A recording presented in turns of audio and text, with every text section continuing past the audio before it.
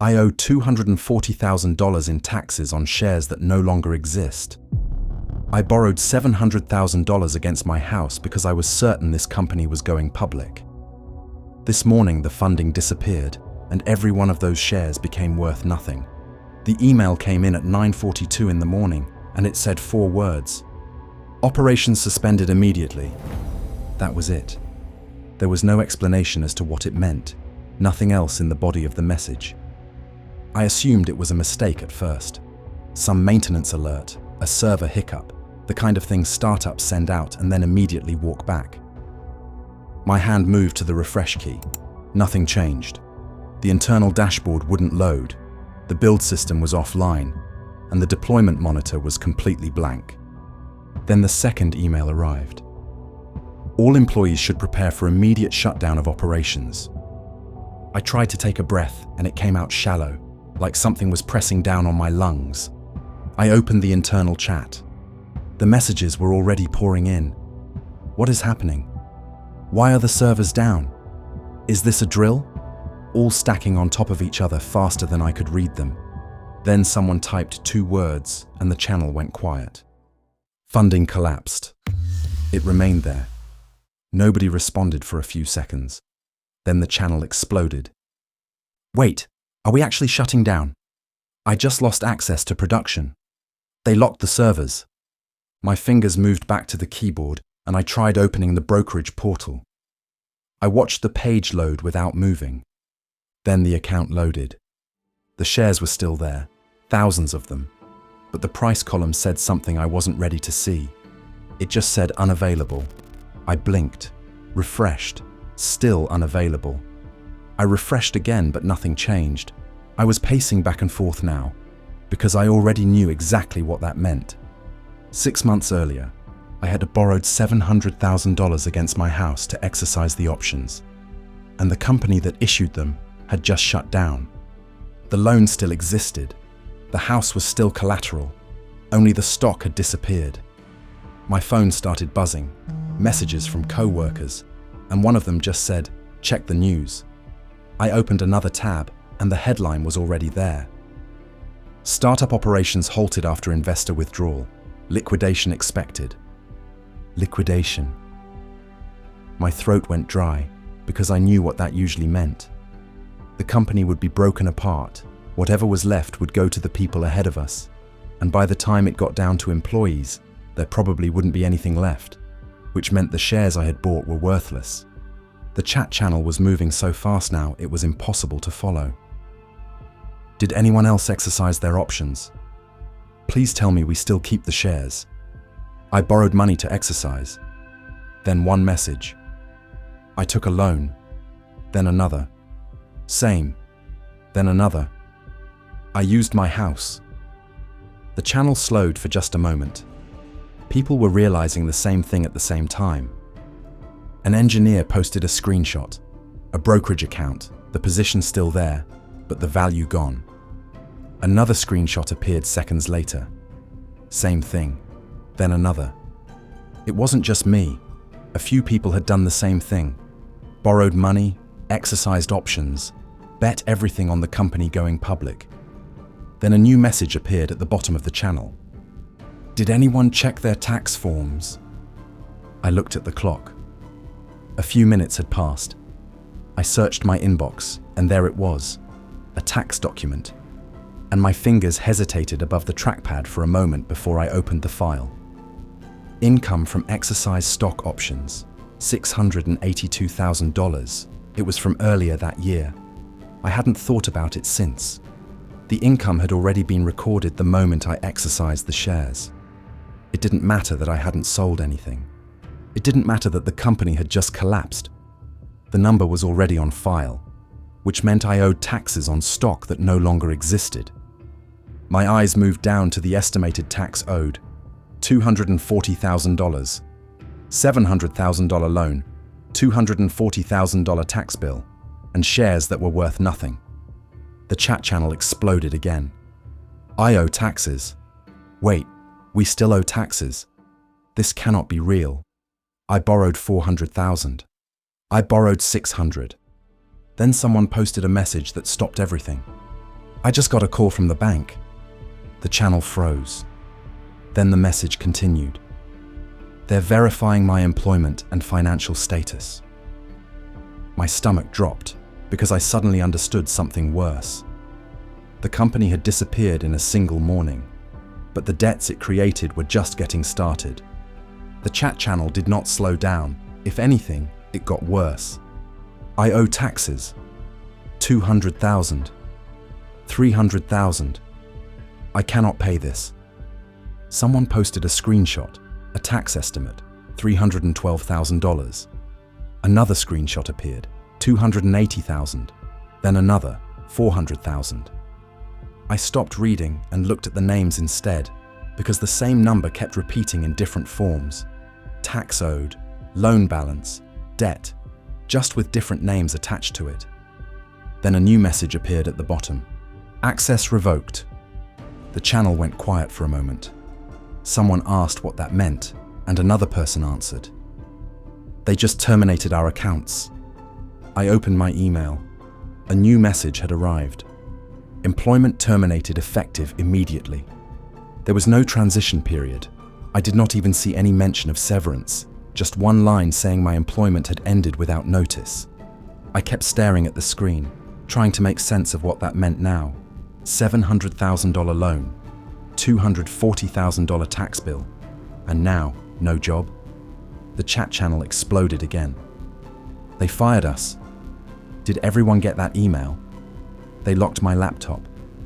I just lost access to everything. Then someone typed, "My bank just called." Someone else asked about what. The reply came a few seconds later. They want to review my loan. A few messages later, someone else wrote something worse. Mine is tied to my employment. Nobody replied, because everyone understood the implication immediately. The company was gone, the job was gone, but the loans were not. My phone vibrated on the desk. Unknown number. I stared at it for a moment, then answered. A calm voice introduced itself. The bank. They were confirming my employment status. My throat felt dry because they already knew the answer. The shutdown had spread through the financial news within hours. They asked a simple question. Are you still employed by the company?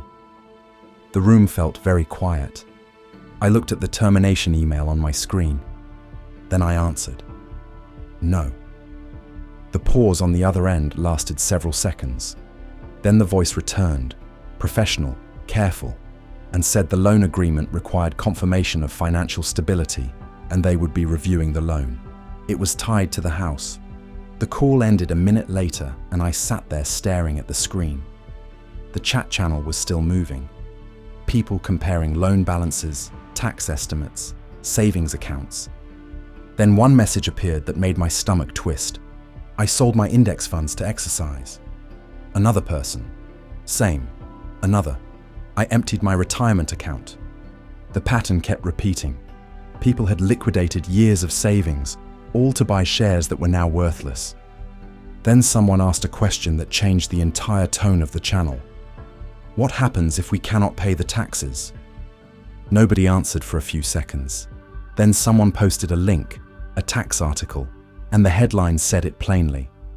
Taxes on exercise stock options remain due even if the stock later becomes worthless. The government did not care what the stock was worth now. The income had already been recorded, which meant the tax bill was real and it wasn't going away. My phone buzzed. A coworker message. Do you realize what just happened? I stared at the screen. $700,000 loan, $240,000 tax bill, and the job that was supposed to pay both of them was gone. The next morning, the chat channel was different. The messages were coming in slower. The panic from the day before had burned itself out, and now people were posting numbers, loan balances, tax estimates, savings. Reality was replacing shock. I opened the brokerage portal again. The shares were still there, thousands of them, but the price column still didn't show. It still said unavailable. I felt uneasy because the number that mattered now wasn't the stock. It was the loan, $700,000, secured by my house. I opened the loan portal. The monthly payment was there, the same as it always had. The same number, the same due date. Except the account that used to absorb it every month no longer had anything coming in. I opened my savings account. Years of saving, an emergency fund, and investments. I started adding numbers in my head, then stopped. The savings might cover the tax bill. Barely. But the loan would still be there. My phone buzzed. Someone in the chat had posted a photo, a car dealership parking lot, and the caption said, "Just sold my car." Another message appeared immediately. "I am listing my house tomorrow." The replies started. "You are serious?" "Yes, I cannot carry the loan anymore." The messages slowed after that because people were realizing something. Selling assets might reduce the damage, but it wouldn't erase it. My phone buzzed on the desk. Unknown number. I let it ring once, then picked up. A recorded message. It asked me to check my tax account for an important update. I hung up and opened my email. The notice had a reference number, a balance of $240,000, and a payment deadline. That was the entire thing. I read it twice. The notice said nothing about the company, nothing about what had happened that week, just the balance and payment deadline. I opened the chat. The pace had dropped significantly from the day before. Messages were coming in slowly now, and when they did come, they were short. Someone asked if anyone else had pulled up their tax account. A few replies landed within seconds. "Yeah. Same. I see it." No one said anything else after that. Then someone typed the sentence everyone was already thinking. "This is real." That evening I sat at the kitchen table with a notebook. Loan balance, tax bill, savings. I started writing numbers, then started doing the math. Sell investments. Still not enough. Sell the car. Still not enough. Sell the house. My pen stopped moving because the house was the collateral, which meant the bank would get paid first, and if the sale didn't cover the full loan balance, the remaining debt would still exist. My phone buzzed again. A message from someone I knew well, a co-worker, the one who had convinced me to exercise my options months earlier. He had sent me spreadsheets, IPO projections, valuation charts. I opened the message. It contained one sentence. "She thinks this is on you." I stared at the screen. Another message followed. "You told me it was safe." I realized I'd been holding the mouse without moving it because I remembered those conversations. Late nights, spreadsheets open, talking about the future, talking about what we'd do when the company went public and we were all sitting on millions. Another message appeared. "She's asking if there's anything we can do legally." I didn't reply. There was nothing to say. The company had disappeared, the shares were worthless, and the damage had spread everywhere. Into bank accounts, into tax filings, into houses, into marriages. And sitting at the center of all of it was the decision I had made 6 months earlier. Borrow $700,000. Buy shares in a company I believed in. Wait for the IPO. Instead, the company disappeared. The letter arrived a few weeks later, certified mail, and I knew what it was before I touched it. I signed for it, brought it inside, and set it on the counter for a moment before I opened it. The return address confirmed what I already knew. 1 page inside. Balance due. $240,000 with a payment deadline printed below it and a paragraph beneath that describing what the agency was authorized to pursue if the balance went unresolved. Liens against property, levies against accounts, wage garnishment. I read that section twice. Then the specific absurdity of that last item landed. There were no wages anymore. The company that had generated the tax bill no longer existed, but the bill had no interest in that detail. The paperwork didn't account for any of it. Later that afternoon, the official shutdown announcement arrived. The company had entered liquidation. All employee equity cancelled. The email said the shares would be removed shortly, so I opened the account to see it happen. The position was still there when I loaded the page. I refreshed once. It was gone. 6 months earlier, I thought it would grow into millions. Now it didn't exist. My phone rang. The bank. The voice on the other end sounded calm, professional. They had completed their collateral review. The loan terms remained active. $700,000, with monthly payments still due. Failure to maintain them could lead to foreclosure. Foreclosure? I had signed the loan documents at a desk in this house, in the room I was sitting in right now. A few weeks later, the chat channel lit up again. I just got a notice. Same. Then, my accountant says bankruptcy might be the only option. The channel slowed after that, because everyone understood what it meant. The company collapse was no longer just a tech story. It had become a legal one. The next morning, I met with a bankruptcy attorney. He looked over the numbers slowly. $700,000 loan, $240,000 tax debt. There was no salary, and no liquid assets large enough to close the gap. He leaned back in his chair. These debts will follow you. He didn't follow it with anything for a moment. Then he pulled the paperwork closer and started going through the options. Chapter 7. Chapter 13. Debt restructuring. Every path had the same starting point. The company was gone, but the obligations it created remained. I drove home in silence. The house looked exactly the same from the outside. Quiet street, same driveway, same front door. But the number attached to it had changed, and that number was $700,000, secured against the house I was standing inside. All of it traced back to a single decision made 6 months earlier. Borrow against the house, exercise the options, and wait for the IPO that was supposed to make the math irrelevant.